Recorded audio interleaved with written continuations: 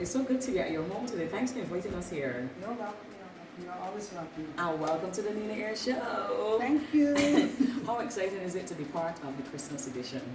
It's very, very exciting because not only am I part of your show, but I'll be able to express, different feelings and so on. Yes. I love that. And of course, you were part of our Christmas edition last year.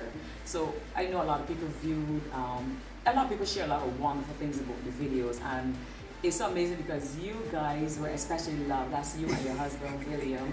You guys were especially loved because people just saw the love. It's not that they see the love in others, but it was just this softness with him and just how he moved and how he spoke to you and how you guys were looking at each other. That kind of had everybody going like, oh. So I definitely want, and then you guys of course had so many years married. I wanted to talk to the folks that are married years and ask them specific questions. So, for example, so what is it we have? You're making a fruit, just packing away some fruits today? Yeah, just packing away some Okay, fruits. so I'm just helping putting that there. You can put them how you want them, of course. So yeah, so tell me, if it, since that we're talking about, especially the first 2 years of marriage, what would you say is like being, you're not a housewife, you won't consider yourself a housewife, would you? Because you guys work together. Yeah. No, not really. I think I'm a bit of both, though. You've been both. I didn't know that, but anyway, so talk to me then. That's good. Talk to me. But what do you think it is like then being in the aspect of being a housewife? Because then you take care of the kids. What is it like, especially? How many years it took you guys before you had kids, by the way? In married, after you were married. After I was married. Right. All of the women. I didn't know that. This is good stuff. Yes, so many. This is good the last stuff. one was after. There's so many kids. How many kids do you have? Four. My mother has 7 kids. So every year is so many. What's it to my mom? My mom had 7 as well. I only have 4. 4. And they were all after marriage? No, there were 3 were before marriage, and the last one was after marriage. Okay, so you were being a housewife before you were married. Good stuff. You were getting the practice. That's right. I love it. So what was it like being, the housewife and taking care of the kids and taking care of the home? And even so, there's this thing called common law. So you were a common law wife even before you were a wife in the traditional sense of being a wife. So what was it like being that person for your husband and the kids? Well, there were times that, we do have the times where kids could get overwhelming. Yes. But then there are times when, because I can remember when the kids were babies, and no matter how tired I was, I always wanted to make sure that by the time Daddy comes home, that everybody's bathed, fed, food is ready. So that was a little, to see, okay, don't mind I have kids when they come home, there's still a place to, you know what I mean? So, Yes. it was okay. So in terms, so I love that you mentioned when he gets home. So was this like this, even though you're tired, was this like an expectancy, an excitement for when he gets in? So were you one of those people who will make sure you go and get a little dressed up, and are you too tired for that? Too tired for that. I want to be just like that when I grow up. Too tired for that. But my husband, he's like, wants to see me not dressed up, but not in the same clothes that he probably left me in, or not in the clothes, or not like, you haven't been doing anything all day, even though you probably were real busy, but it would give that illusion that, wait a minute, you're still in the clothes that I left you in, you haven't been doing anything.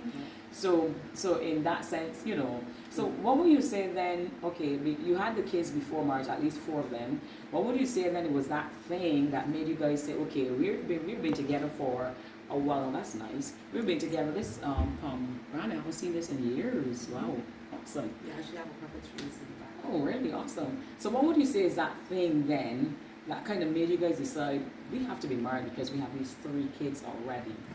Because how many years you guys been married now? We've been married this December, it's going to be 30 years. But we were together for 40 years. Whoa. Oh my gosh, wow. Pray for me, Grace. Pray for me in the name of Jesus. I receive it. I receive it. Yes. Wow. Awesome. So what made you guys decide to come together and say, this is what we're going to do? Well, first it was, I guess, from where how both of us were brought up. Yes. I'm from a Christian home, he's from a Christian home. Yes. And despite we were common law, Yes. it is something that was always in the plan to be married. And of course, in those younger years, you're looking for all the money in the world to give a big wedding. So Oh yes. this one day we just said, you know what? Let us take what we have, make it small because this has to be done. Wow. This has to be done. We have to be committed. We have to be married. That's amazing. So we did a very small wedding. So eventually just went, we said, we not waiting until we have $40,000. I have these 3 babies already. Let's do it. Let's do it. Put a ring on it. Put a ring on it. That's it. That's exactly it. Yeah. I love that. I love that. So you said yes, but for you, was it just because of the time frame, you having the kids, you being Christian, he being Christian? What was that what's it called? Pitter patter? Yes, what was that thing, those butterflies in your heart that made you go like, I am ready to be married? I mean, outside of all of that, the kids, because the people we know that have kids for years and there's no marriage, but for you, was it like a thing in your heart that said, oh my gosh, I can see you being my husband? Well, for me, it would have to be apart from, as you said, the religious background. It is love. And I always, from the time I was small, I always used to say, when I grow up, I want to be married. I want to live in a house with gallery, because at that time, when your house had a gallery or veranda, you had a house. Oh wow. So I always want to be married, live in a house with a veranda or a gallery, have kids. I wanted the fence and everything, but I used to got all fence. And that is what I wanted. That is what I wanted. So God had blessed me with a husband, and I always wanted him to be the father of how many children I have. I always wanted to be the father of all my husband. So God has blessed me with that. Blessed me with a home with not only one, but 1, 2, 3, 4, 5, 6. Wow, no, that is amazing, because that's where the house feels so nice and airy. So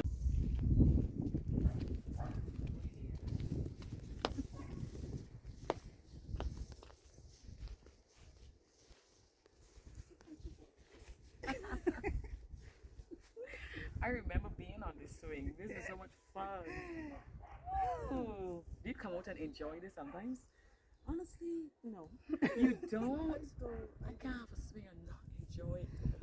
I would actually take the swing in the gallery and just pull out. Oh, so you can actually move it, you mean? No, that is one, the chair swing. Ah, yes, I've been in that chair That's swing my already. place of Yes. solace. So now that we are here, imagine that this want me to punch it. Now that we are here, tell me, when did your husband propose? Well, honestly, that was so long ago. I cannot recall, but I know for sure it was a mutual feeling that we both wanted to be married and wanted to spend the rest of our lives together. Oh wow. So the day that we said yes, it was a mutual day, yes. Wow. So there was no getting on one knee. No. There was no bringing some flowers. No. So there was no professing of, I love you so much and I cannot spend the rest of my life without you. Well, that would have been before, or that would have been during, but not during. So how did it happen? Tell me. We want to know. The day that we actually said yes to marriage. Like the actual wedding, you mean? Not on the day of the wedding, but I mean, like, there must have been a conversation. How did it lead up to you walking down the aisle? Like, I guess. Was there an engagement? Well, there was an engagement. Yeah, we were engaged. So how did he propose? You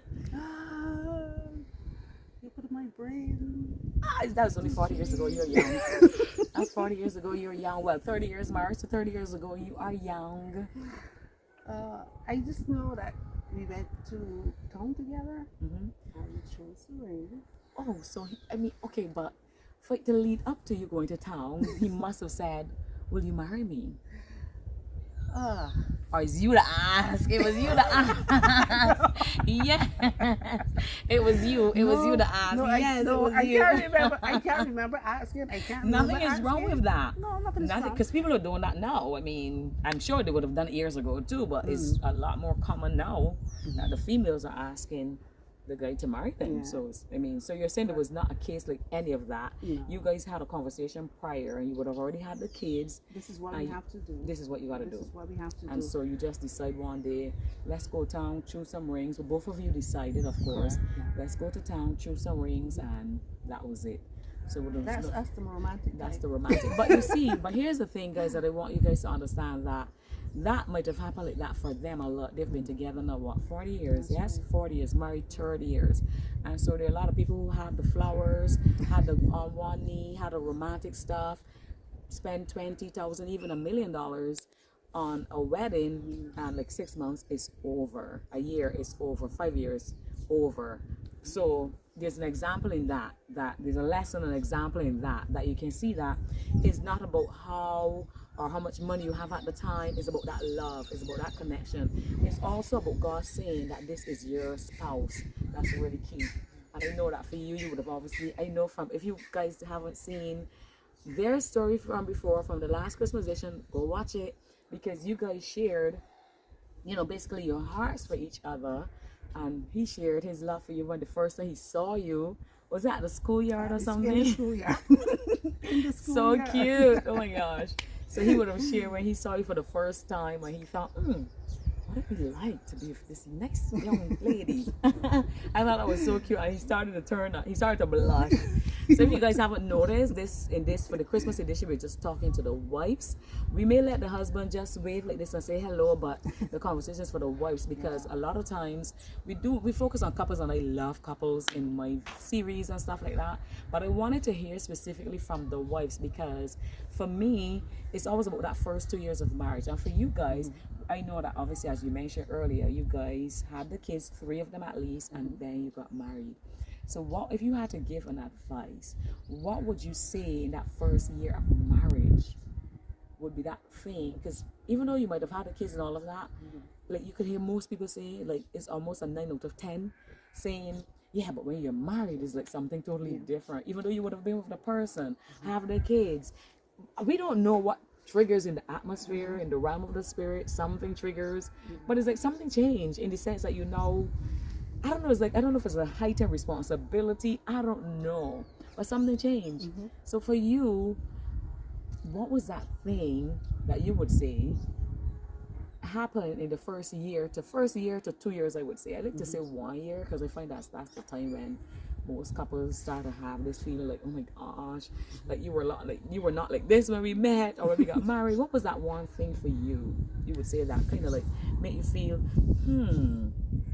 did I make the right decision? Let's get to the ball point here. Did I make the right decision? You're not trying to go all around the world, but the question is, did I make the right decision? Yeah, I got you.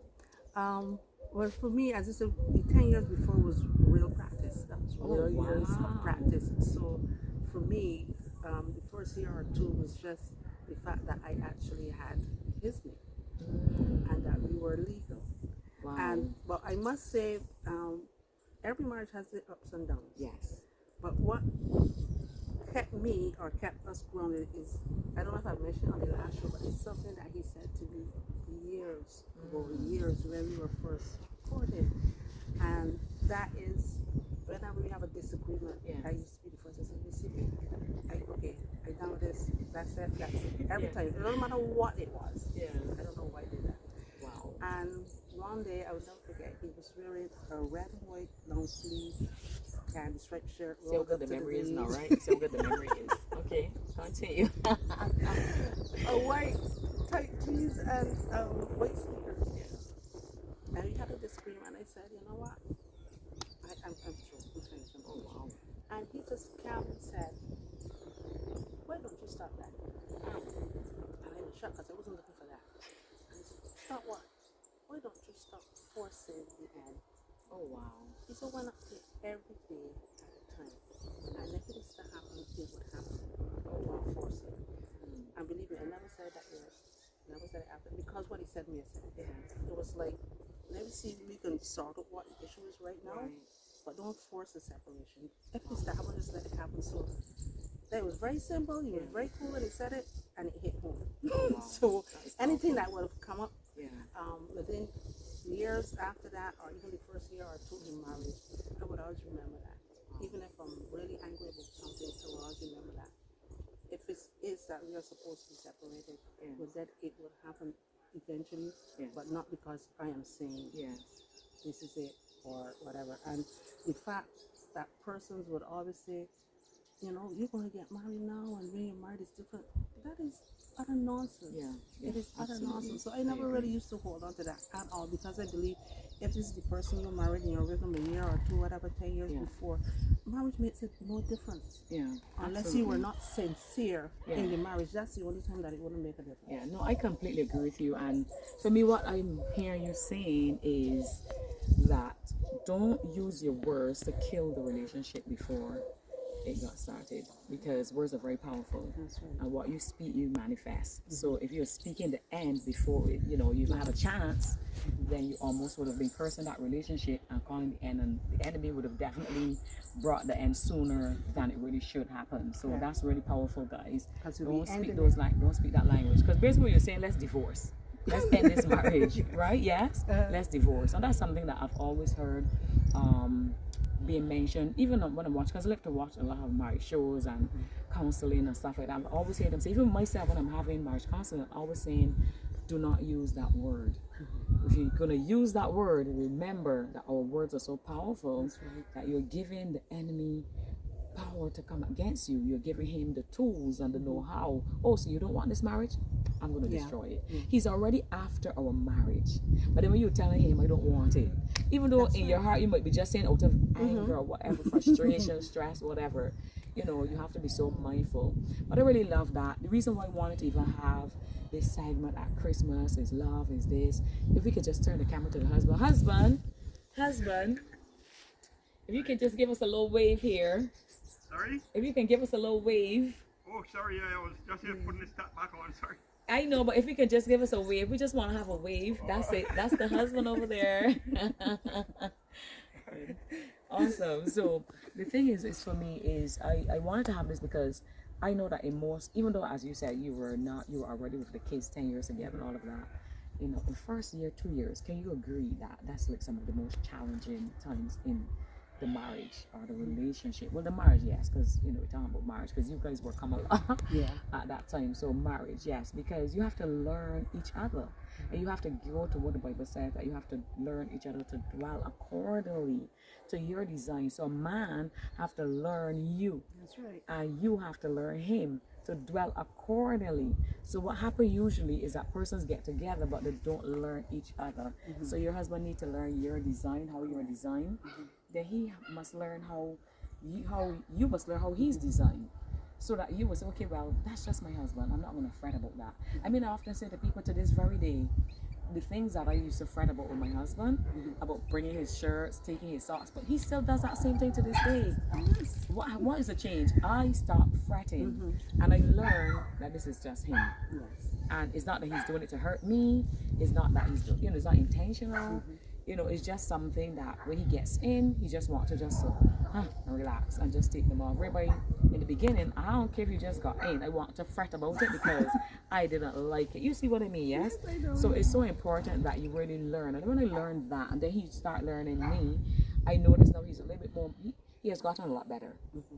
First of all, let me just give him credit for that. He's gotten a lot better. Especially if he's really tired, he would do that. But then there are times he would pick them up as he go upstairs. There are times he would pick them up, but of course there are times if he's so tired, he will leave them there. You see what I mean? Sometimes I would still, and you have to be truthful. There are times I would see him like, oh my gosh. But then I would go, you know what? Sometimes I would put them right in the path that he's passing to see them, to pick them up. Because, you know, we have this thing, and men usually say this to us, I'm not a kid, I'm not your kid, right? You're not my mom, right? So we're thinking, well, if I'm not your mom, then I'm not going to pick these socks. You see what I mean? Because I'm not your mom. And if I tell you to pick them, so you know what? I'm not going to do that. That is the mindset that I had. So there are times I would make sure I put them right there. So when you pass, you can't miss them.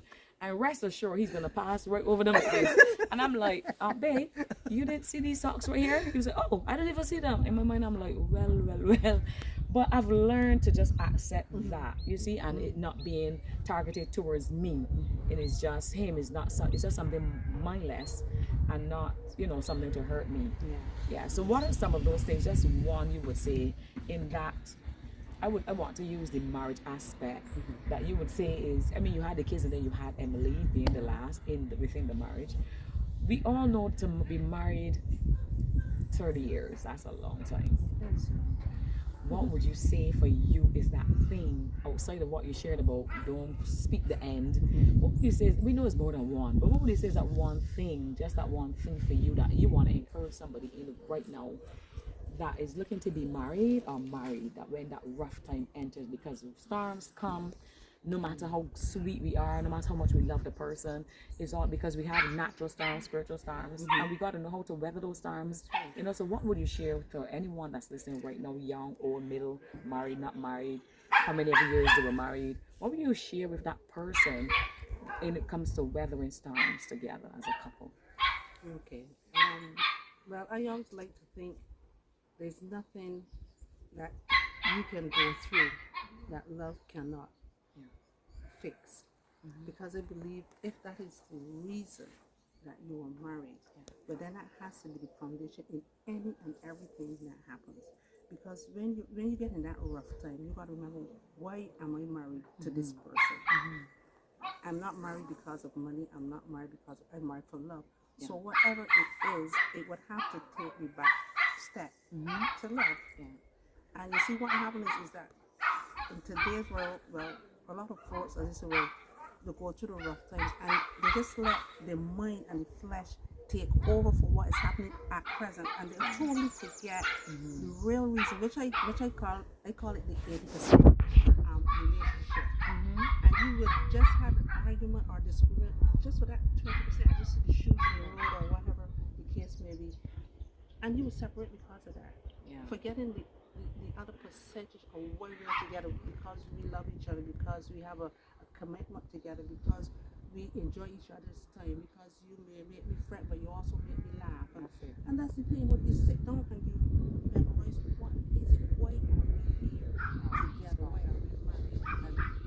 And that is what gives me, because I always believe, and plus two sets of hearts will be grounded in church, it's to always listen to the Holy Spirit. And as you said, those things that I would have fret about before, I just sit down and I say, it's a working progress. Amen. Speaking to the choir, hallelujah. I'm telling you. It's a daily work. It is a daily work. Just like if you buy a home, you have to maintain it. If you buy a car and because you want to keep it the way you bought it, you have to maintain it. So it's always, you can't keep driving that car and not put in the oil or the water. It will destroy it. So you have to maintain everything. You have to maintain your job. You have to maintain your marriage. Your shirt is so powerful. Wow. I mean, you can write a whole book about that, right?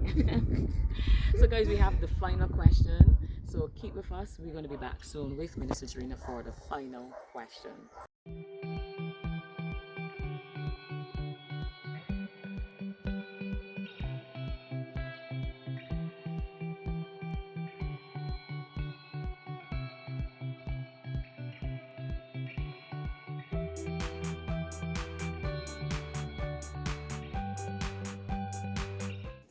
Okay, so we are at the end, and I'm really grateful that you were so honest to share your process.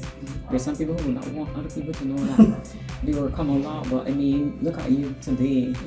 I mean, how proud are you that you stuck it out with your marriage? Very proud, actually, because sometimes when I see old school friends or old schoolmates, and they say, "You still married?" And I said, "Yes." So, "Oh, you tell me something else." And so that, and when I think of 40 years, is actually the age of a young person. I know 40 years is a long time. It's a very long time. So I'm very proud of both of them. That is really good. Thank you so much for sharing with us today. And final question for this segment. You mentioned, and this the thing is that this question just formed in my heart. You mentioned about 40 years is the age of a young person now starting out, like now building a house, now have made their first million or billion, because you know the millennials are doing great things. So, but we know there's so many people who kind of like would prefer it the other way around, being married, being married and they have the kids, which we know. So in other words, what I'm saying, there are many people who allow the voices of others to stop them from going forward in something that they know it is theirs, but you guys would have known from inception that you had a connection. What would you say to persons like that in terms of following your heart and not the voice of others? Okay. But it's very important to listen to your heart. Not only your heart, but it also look to the partner as well. Because your heart could be deceitful. I heard that from somebody. True. So you could be very well listening to your heart. But then if you pick up in the relationship that something is not right, but then it's something you need to double think about. But if in your heart you feel this is the person, and everything is well with the person, the attitude, the love, they show you the love, everything, because they show that they're committed. But then you go with your heart. But just make sure that your heart goes with the correct characteristics of the other person. Wow, that's beautiful. Thank you.